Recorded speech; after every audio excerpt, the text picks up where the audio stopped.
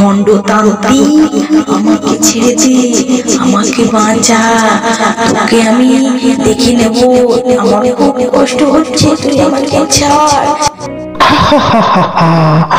তোকে আমি ছাড়বো কি কথা রে?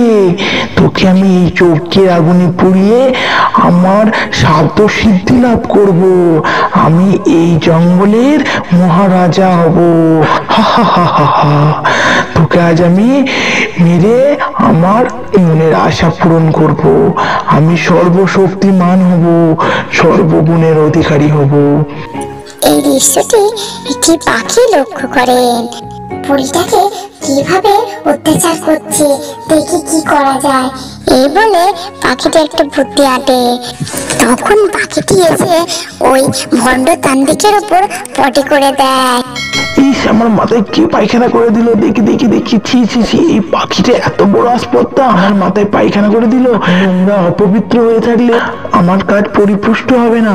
যাই যাই, এখানেই গঙ্গায় স্নান করে আসি তাড়াতাড়ি। এই জাদুই পড়ি, তুই এখানেই এইভাবেই বাঁধা থাক। এই বলে ভণ্ডতান্ত্রিক যায় চান করতে। তখন পাখিটি ওই পরীটাকে দড়ি কেটে তাকে সাথে করে নিয়ে চলে যায়। এত বড় আসপত্তা কোথায় গেল, কোথায় গেল? ওই পাখির আমি শেষ থেকে ছাড়বো। এই বলে পাখিটি সাথে পরীটার বন্ধুত্ব, খুব ভালো বন্ধুত্ব হয়ে যায়। পাখিটি এবার ডিম পাড়তে শুরু করে। সে ডিম রেখে খাবারের সন্ধানে বের হয়। তখনই ওই ভণ্ডতান্ত্রিক এসে পাখিটা ডিম পেড়েছে, ওর ডিমটাকে আমায় যেমন করে হোক নষ্ট করেই দিতে হবে, ওর ডিম নিয়ে আমি চলে যাব। এই কথাটি শুনে ফেলে ওই পরী।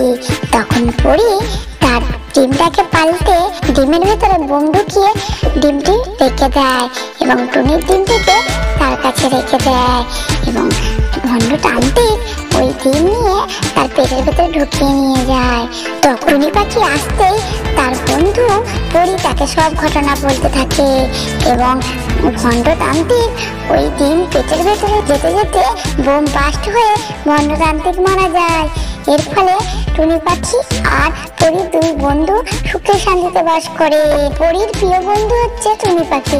আর তোমাদের প্রিয় বন্ধুর নামগুলো কমেন্ট করে জানিয়ে দাও। আজকের গল্পটি কেমন লাগলো? ভালো লাগলে লাইক, কমেন্ট, শেয়ার, সাবস্ক্রাইব করে দেবেন। কাছে থাকা বেল আইকনটি অবশ্যই প্রেস করে দেবেন। Tata, bye bye, thanks for watching.